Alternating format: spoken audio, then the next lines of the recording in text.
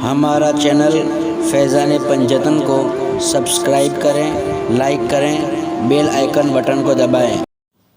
अस्सलामु अलैकुम वरहमतुल्लाहि वबरकातुहू।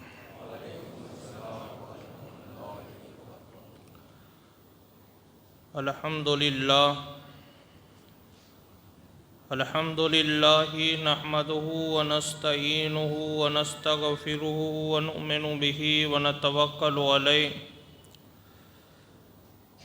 व नऊज़ु बिल्लाहि मिन शुरूरि अनफुसिना व मिन सय्यिआति अमालिना मन यहदिहिल्लाहु फला मुदिल्ल लहु व मन युद्लिलहु फला हादिय लहु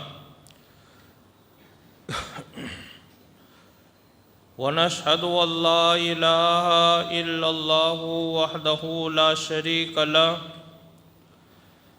व नशहदु अन्ना सय्यदना हबीबना आलाना मौलाना अशरफना मुहम्मदन अब्दुहु व रसूलुहु। अम्मा बाद फ़ऊज़ु बिल्लाहि मिनश शैतानिर रजीम बिस्मिल्लाहिर रहमानिर रहीम। तआवनु अलल बिर्रि वत्तक़वा वला तआवनु अलल इस्मि वल उद्वान। सदक़ल्लाहु मौलाना अज़ीम व सदक़ रसूलुहुन नबियुल करीम व नहनु अला ज़ालिका लमिनश शाहिदीन वश्शाकिरीन वल्हम्दुलिल्लाहि रब्बिल आलमीन। बावकार मुअज़्ज़ज़ व मोहतरम सामईन किराम, जिस आयत मुबारका को तिलावत करने का शर्फ़ हासिल किया है, गुफ्तगू व उससे पहले बारगाह रिसालत माब सल्लल्लाहु ताला अलैहि वसल्लम में वालिहाना अक़ीदत व मोहब्बत के साथ बावाज़ बुलंद दुरूद व सलाम का हदिया पेश करे और पढ़ी अल्लाहुम्मा सल्लि अला सय्यदिना व मौलाना मुहम्मद व बारिक वसल्लिम सलातुम व सलामन अलैका या रसूल अल्लाह सल्लल्लाहु ताला अलैहि वसल्लम। नबी और आले नबी की बारगाह में एक मरतबा और दुरूद शरीफ पेश फरमाए। अल्लाहुम्मा सल्लि अला सय्यदिना व मौलाना मुहम्मद व अला आलि सय्यदिना मुहम्मदिन सल्लल्लाहु ताला अलैहि वसल्लम। रसूल और आले रसूल की बारगाह में एक मरतबा और दुरूद शरीफ पेश फरमाए। अल्लाहुम्मा सल्लि अला मन ख़तमत बिहिर रिसालती व अय्यदतहु बिन नस्री वल कौसरी व शफ़ाअती बिरहमतिका या अरहमर राहिमीन। अल्लाह तबारक व ताला का फरमाने आली शान है, तआवनु अलल बिर्रि वत्तक़वा वला तआवनु अलल इस्मि वल उद्वान, जिसका तर्जुमा ये होता है कि नेकी और भलाई में एक दूसरे की मदद करो। तावनु अलल बिर्रि वत्तक़वा, नेकी और भलाई में तुम मदद करो। वला तावनु अलल इस्मि वल उद्वान, और गुनाह करने में और ज़्यादती करने में मत मदद करो। खुलासा-ए कलाम ये है कि नेकी करने में और तकवा वाले कामों में हमें और आपको एक दूसरे के मददगार होना चाहिए, और यही हुक्म अल्लाह ने हमें और आपको दिया है कि नेकियों में मदद करो, भलाई के कामों में मदद करो, अच्छे कामों में मदद करो, लेकिन अल्लाह ने फरमाया वला तावनु अलल इस्मी वल उद्वान, लेकिन गुनाह के काम में, ज़्यादती करने में या कोई और गुनाह करने में किसी की मदद मत करो। अगर हम और आप गौर व फिक्र करें तो इस आयत करीमा में अल्लाह ताला ने हमें ज़िंदगी गुजारने के बहुत सारे तरीके अता फरमाए। एक बंदे को किस तरीके से ज़िंदगी गुजारनी है और किस तरीके से एक दूसरे की मदद करनी है और किस तरीके से अपने आप को गुनाह से बचाना है और किस तरीके से लोगों को भी गुनाहों से बचाना है। हम और आप बहुत सारे गुनाह आज के दौर में यार और दोस्ती में कर रहे हैं। बेशुमार गुनाह ऐसे हैं कि जो हम सिर्फ यारी और दोस्ती में कर रहे हैं। उस इंसान और उस आदमी से अगर आप ये कहें कि आप ये काम कर रहे हो, अल्लाह और उसके रसूल ने हमें और आपको मना किया है, तो वो बंदा हमें और आपको जवाब ये देता है कि मेरा दोस्त है या मेरा रिश्तेदार है या मेरा कोई अजीज़ है या कोई और तरीके से मेरे इसके ताल्लुक़ है। हम उससे कहेंगे कि ये तो गुनाह का काम है, तो वो बंदा हमें और आपको जवाब यूँ देगा कि क्या करूँ, हमारा और उनका रिश्ता ही ऐसा है। हालांकि मेरे आका ने इरशाद फरमाया है कि अगर किसी की गुनाह करने में तुम मदद करोगे, सरकार ने इरशाद फरमाया कि जितना गुनाह, जितना जुर्म गुनाह करने वाले पर होता है, उतना ही गुनाह मदद करने वाले पर भी होता है। और हमेशा आप ये मान के चले कि हर चीज़ के दो पहलू होते हैं। जिस तरीके से हमारा ये हाथ है तो उसका ये ऊपर वाला भी हिस्सा है, नीचे वाला हिस्सा है, इसे पीठ कहते, इसे पेट कहते। तो इसी तरीके से मेरे आका ने एक जगह इरशाद फरमाया कि अगर नेकी करने में तुम किसी की मदद करोगे, क्या करने में? नेकी करने में अगर तुम किसी की मदद करोगे तो जितना सवाब अल्लाह उस नेकी करने वाले को अता करता है, उतना सवाब नेकी के रास्ते तक पहुंचाने वाले को भी अल्लाह अता करता है।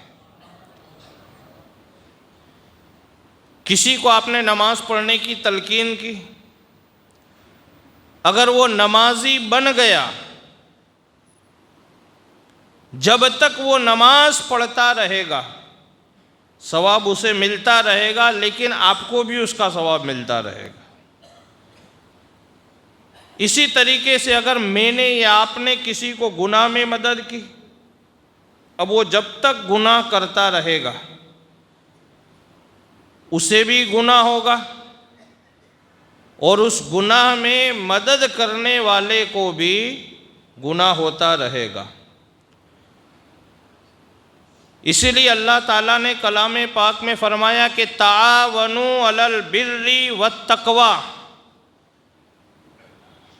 ऐ लोगों नेकी करने में और भलाई करने में एक दूसरे की मदद करो, लेकिन वला तावनु अलल इस्मे वल उद्वान, लेकिन गुनाह करने में और ज़्यादती करने में किसी की मदद न करे। बहुत सारे लोग एक मसला पूछते हैं कभी कभी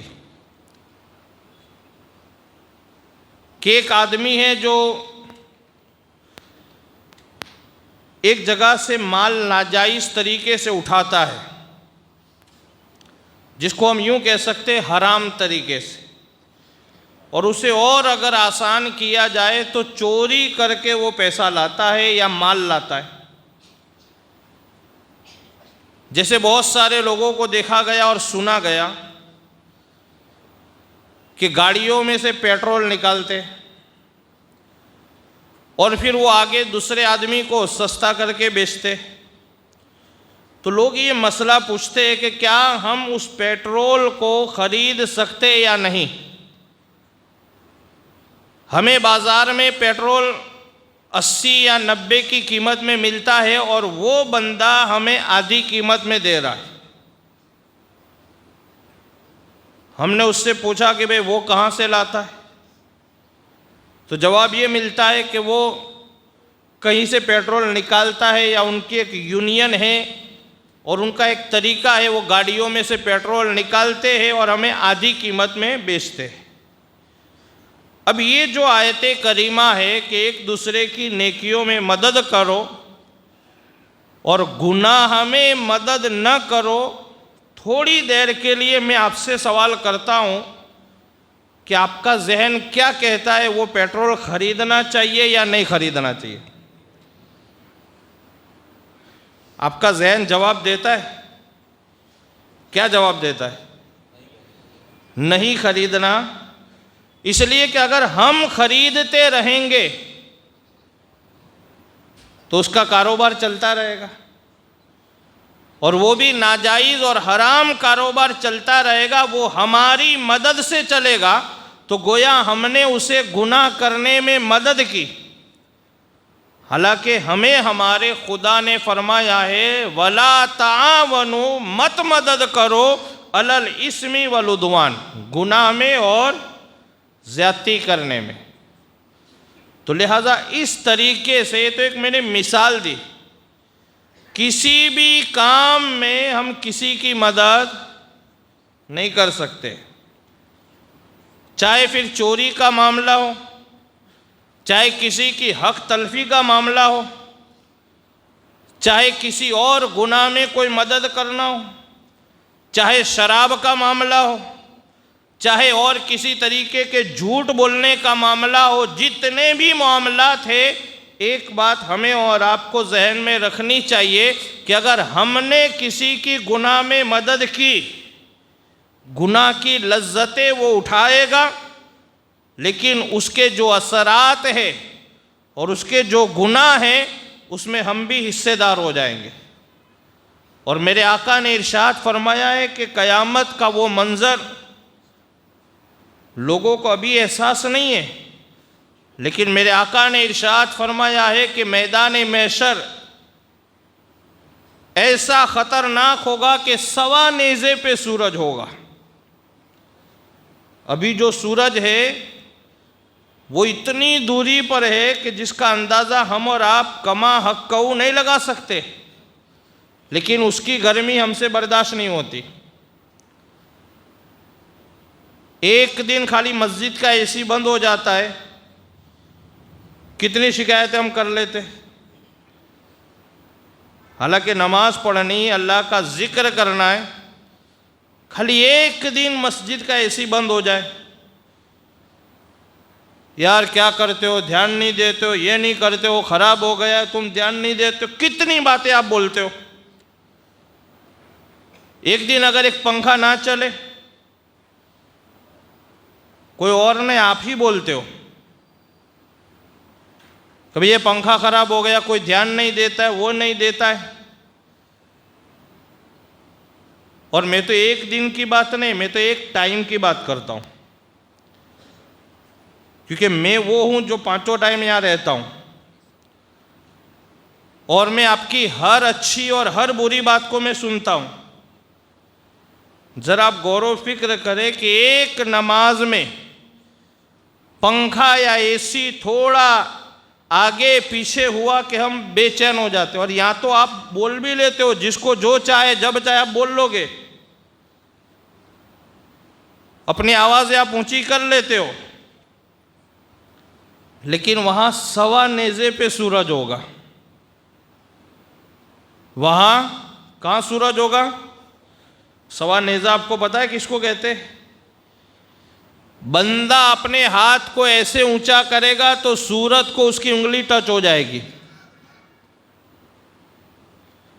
उस वक्त गर्मी का क्या आलम होगा आप अंदाज़ा लगा सकते हैं। मेरे आका ने इरशाद फरमाया, लोग ऐसे पसीने में डूबे होंगे कि कोई गुनाह की वजह से कमर तक पसीने में होगा। अल्लाहु अकबर। आका ने इरशाद फरमाया, कोई गुनाह की वजह से अपने घुटनों तक पसीने में होगा, कोई गुनाह की वजह से अपने गर्दन तक पसीने में डूबा होगा, कोई गुनाहों की वजह से अंदर डुबकियां लगा रहा होगा। किस में? पसीने में। लोग दौड़ेंगे एक दूसरे के पास, मैं आपके पास आऊँगा कि भाई कोई नेकी है, एक नेकी की वजह से मुझे जन्नत से रोक दिया गया है। आप कहेंगे कि मुफ्ती साहब हमको भी ज़रूरत है, आप देते हैं? कोई नहीं देगा। अल्लाह ने कलाम में पाक में फरमा दिया है कि उस दिन कोई किसी का हामी और मददगार नहीं होगा। मैंने दुनिया में आपको शराब पीने में मदद की थी, लेकिन मैदान महशर में मैं आपकी मदद उस वक्त क्या होगा? मैंने गुनाह करने में आपकी मदद की। मैं दुनिया वालों को ये कहता था कि मेरा दोस्त है, मेरा अजीज़ है, मेरा मिलने वाला है, मेरा चाहने वाला है, अगर मैं इसकी मदद नहीं करूँगा तो उसको बुरा लग जाएगा। लेकिन याद रखना, अगर दोस्त नाराज़ हो जाएगा तो चलेगा, लेकिन अल्लाह नाराज़ ना हो, इस बात का ख्याल रखना चाहिए। अल्लाह और उसके रसूल की नाराज़गी के कभी शिकार मत बनो, नहीं तो दुनिया भी बर्बाद, आखिरत भी बर्बाद। और यहाँ अगर तुम्हारा दोस्त नाराज़ हो जाएगा, चंद दिनों के बाद उसे आप राज़ी भी कर सकते हो, लेकिन अगर खुदा नाराज़ हो गया तो क्या करोगे? तुम्हारी दुनिया भी बेकार, कब्र भी बेकार, हश्र भी बेकार, और मैदान क़यामत में कि जहाँ हौलनाक मंजर होगा, दर्दनाक हालात होंगे, कोई किसी का पुरसाने हाल ना होगा। मेरे आका ने इरशाद फरमाया कि लोग तड़प रहे होंगे, तरस रहे होंगे, लोग अपने गुनाहों की माफ़ी मांगेंगे, लेकिन आका फरमाते उस वक्त किसी की माफ़ी नहीं सुनी जाएगी। सिर्फ वहाँ आपके नामे अमाल खोले जाएंगे, हिसाब किताब होगा, और ये देखा जाएगा कि आपने दुनिया में कितने नेक काम किए, कितनी एक दूसरे की भलाई करने में आपने मदद की है, कितनी आपने अच्छे कामों में लोगों की मदद की है। अगर अच्छे काम किए हैं और अगर अच्छे काम करने में मदद की है, आका इरशाद फरमाते हैं मैं उसके लिए ऐलान करता हूँ कि अल्लाह उसे जन्नत अता फरमाएगा। लेकिन अगर बुरे काम किए और बुरे काम में एक दूसरे की मदद की है, आज हम और आप नेकियां तो बहुत दूर की बात है, बुराइयों में खून रेजी पर उतर आते हैं, एक दूसरे को हलाक करने पर उतर आते हैं, एक दूसरे के घरों को बर्बाद कर देते हैं। कभी गौर व फिक्र किया कि हमारा अंजाम क्या होगा, हमारी आखिरत क्या होगी? और जब हमारे साथ हश्र व नश्र होगा तो उस वक्त कोई आपके साथ खड़ा नहीं रहेगा, कोई पुरसाने हाल ना होगा, सिर्फ आपके नामे आमाल खोले जाएंगे और आपसे उसके बारे में सवाल किया जाएगा। इसलिए हमेशा भलाई करे और भलाई में एक दूसरे की मदद करे, क्योंकि भलाई वो रास्ता है कि कभी हमने और आपने गुमान भी न किया होगा, अल्लाह ऐसा अजर अता फरमाता है। एक मर्तबा एक बहुत बड़ी होटल थी और बहुत मशहूर व मारूफ फेमस जगह थी, वहाँ का नाश्ता बहुत मशहूर था। कुछ ज़माने के बाद, कुछ टाइम के बाद वो होटल का जो नाश्ता था बहुत फेमस होने लगा, लोगों की भीड़ बढ़ने लगी और इतने लोग आने लगे कि जिसका हिसाब मुकम्मल तौर पर नहीं लगाया जा सकता। अब वहीं पर एक बहुत बड़ा बिजनेसमैन भी नाश्ता करने आने लगा। भलाई देखिए आप कि कैसी के भलाई अगर एक छोटी भी आप करेंगे ना, अल्लाह ने कुरान में इरशाद फरमाया फमन यामल मिस्काल ज़र्रतिन खैरन यरा वमन यामल मिस्काल ज़र्रतिन शर्रन यरा। अगर तुम राई के दाने के बराबर भी भलाई करोगे अल्लाह तुम्हें अजर अता फरमाएगा, और अगर राई के दाने के बराबर बुराई करोगे तो उसका वबाल भी आएगा। कुरान में अल्लाह ने फरमाया। तो वो जो होटल थी बड़ी फेमस हुई, आहिस्ता आहिस्ता वहाँ पे लोगों का आना ज़्यादा हुआ, लोग खाने वाले बढ़ते गए और उस होटल का नाम बहुत मशहूर होने लगा। तो कुछ दिनों के बाद वहाँ एक बहुत बड़ा बिजनेसमैन भी नाश्ते के लिए आने लगा। दूसरे आने वाले भी सब बिजनेसमैन थे, लेकिन ये जो आदमी था बहुत पढ़ा लिखा था और बहुत बड़ा ताजिर था, और पूरा कारोबार किस तरीके से किया जाए उसे सब मालूम था। और उसने देखा कि होटल मशहूर हो रहा है, बहुत पॉपुलर हो रहा है, लोग यहाँ पे खाने वाले बढ़ रहे। तो उसने देखा कि एक आदमी इस भीड़ में ऐसा आता है जो चुपके से खाना खा लेता है और बगैर पैसे दिए हुए निकल जाता है। अब उसने ये देखा कि हाँ ये आदमी आता है और खाना भी खाता है, नाश्ता भी कर रहा है, लेकिन पैसा नहीं देता है। फिर उसने दूसरे दिन आया, वो बड़ा बिजनेसमैन जो बहुत बड़ा ताजिर था, दूसरे दिन भी आया। फिर उसने कहा कि आज भी तहकीक की जाए ये आता है कि नहीं। फिर थोड़ी देर के बाद जब भीड़ बढ़ी तो वो आदमी आया और चुपके से अंदर घुसा और उसने खाना खा लिया और बगैर पैसे दिए निकल लिया। इस रिवायत को, ये कोई ऐसी रिवायत नहीं है कि जिसको तकरीर में हालांकि बयान किया जाए, लेकिन मैं इसलिए बयान कर रहा हूँ कि हमें और आपको एहसास हो कि भलाई आदमी को कहाँ तक ले जाती है। दूसरे दिन वो सेठ आया, अमीर आदमी आया, बिजनेसमैन, उसने देखा कि आज आता है कि नहीं। दूसरे दिन भी वो आया और उसने चुपके से खाना खाया, निकल लिया। कहा तीसरे दिन देखा जाए, 3 दिन तक उसने देखा कि वो आदमी आता है और भीड़ में घुसता है, नाश्ता करता है और बगैर पैसे दिए हुए, कीमत अदा किए हुए निकल जाता है। अब उसने ये शिकायत उस होटल के ओनर को की, जो उसका मालिक था, जो होटल चला रहा था, उसको बुलाया और कहा आप कौन है भाई। तो उसका मालिक आया कि मैं हूँ। बोलिए साहब क्या बात है। कहा यह होटल आपका है। कहा मेरा है, मैं इसका ओनर हूँ, मैं ही चलाता हूँ। तो कहा कि देखो मुझे आपको एक बात कहनी है। तो कहा बोलो क्या बात है। तो कहा कि यहाँ पे रोज़ाना एक आदमी आता है और वो भीड़ का फ़ायदा उठा करके फ्री में खाना खा लेता है और वो बगैर उसकी कीमत अदा किए हुए निकल जाता है। तो इस तरीके से अगर रोज़ चलेगा तो आपका नुकसान बहुत हो जाएगा। तो होटल का मालिक क्या कहता है मालूम है।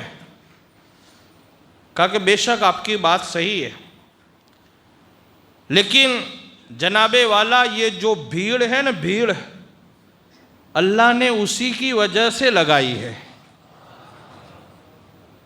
ये भीड़ जो आपको नज़र आती है अल्लाह ताला ने उसी के लिए लगाई है। कहा ये कैसे, मैं समझा नहीं। कहा कि बात ये है कि ये जो आता है आदमी और जो फ्री में खाना खा के जाता है, ये भिखारी है जो 4 रस्ते सिग्नल पे लोगों से भीख मांगता है, लेकिन जब उसे भूख लगती है और जब उसके पेट में खाने की हाजत और तलब होती है, एक कोने में बैठ जाता है और रब की बारगाह में अपने हाथों को उठाता है और अर्ज़ करता है मौला इस होटल पे बहुत सारी भीड़ जमा कर दे ताकि मैं चुपके से खाना खा लूँ और मेरा पेट भर जाए। तो ये दुआ करता है और अल्लाह मेरे दुकानों पे लोगों को खाने भेजता है। तो दुआ ये करता है अल्लाह बरकतें मुझे अता फरमाता है। तो ये जो भीड़ है उसी के लिए होती है। भले ये खाना खाता है एक फ्री में, लेकिन दुआ ये करता है कि अल्लाह ताला यहाँ भीड़ हो जाए ताकि उस भीड़ में मैं घुस जाऊँ और खाना खा लो ताकि मेरा पेट भर जाए, और मेरे पास पैसा देने की ताकत नहीं है तो मेरा ये काम मुफ्त में हो जाए। तो ये नेकी आदमी को ज़मीन से बुलंदी तक ले जाती है। ये तो उस ऑनर को पता था कि वो आदमी एक कोने में मेरे लिए दुआ करता है और अल्लाह उसकी वजह से मेरी रोज़ी में बरकत। तो एक बात ये भी ध्यान रखे हमेशा कि कभी कभी हमारी रोज़ी में जो बरकतें होती है, कभी कभी दूसरों की वजह से भी अल्लाह हमें बरकतें अता करता है। और मेरे आका का फरमान है, मेरे आका का फरमान आलीशान है कि रोज़ी कभी कभी अल्लाह दूसरों के कदमों की बरकत से भी अता करता है। एक नबी थे, उन्होंने अल्लाह की बारगाह में अर्ज़ किया कि परवरदिगार, जब तू किसी बंदे से बहुत खुश होता है तो उस पर कौन सा इनाम नाजिल करता है? तो अल्लाह ताला ने इरशाद फरमाया कि मैं उस बस्ती में बारिश बरसाता हूँ। फिर वो नबी ने सवाल किया, अल्लाह पाक जब तू उससे भी ज़्यादा राज़ी होता है तो क्या करता है? तो फिर गैब से आवाज़ आई कि मेरे नबी, उस बंदे के घर में मैं मेहमान भेज देता हूँ। तो ये जो मेहमान का आना, ये अल्लाह के राज़ी होने की निशानी है। और सिर्फ इतना नहीं कि मेहमान आए, बल्कि अल्लाह मेहमान को भेज के आपके दस्तरखान की बरकतों को बढ़ाना चाहता है, आपकी रोज़ी में बरकतें देना चाहता है। क्योंकि मेहमान तो आएगा तो खाना खा के चला जाएगा, नहीं तो कम हो जाएगा खाना। लेकिन कम नहीं, बल्कि मेहमान को अल्लाह भेज कर एक बहाना, एक ज़रिए के ज़रिए से आपकी रोज़ी में बरकतें अता करना चाहता है। फिर तीसरा सवाल नबी ने किया कि परवरदिगार, जब तू उससे भी ज़्यादा राज़ी होता है तो कौन सा इनाम नाजिल फरमाता है? तो अल्लाह ताला इरशाद फरमाता है, उस बंदे के घर में एक बेटी को पैदा फरमा देता हूँ। अल्लाह से दुआ है कि अल्लाह रब्बुल इज़्ज़त मुझे और आप तमामी हज़रात को भलाई के कामों में हिस्सा लेने की तौफ़ीक़ रफ़ीक़ अता फ़रमाए। अशहदु अल्ला इलाहा इल्लल्लाहु वहदहु ला शरीक लह व अशहदु अन्ना मुहम्मदन अब्दुहु व रसूलुहु अस्तग़फिरुल्लाह रब्बी मिन कुल्ली ज़ंबिन व अतूबु इलैहि व मा अलैना इल्लल बलाग। अस्सलामु अलैकुम व रहमतुल्लाहि व बरकातुहू।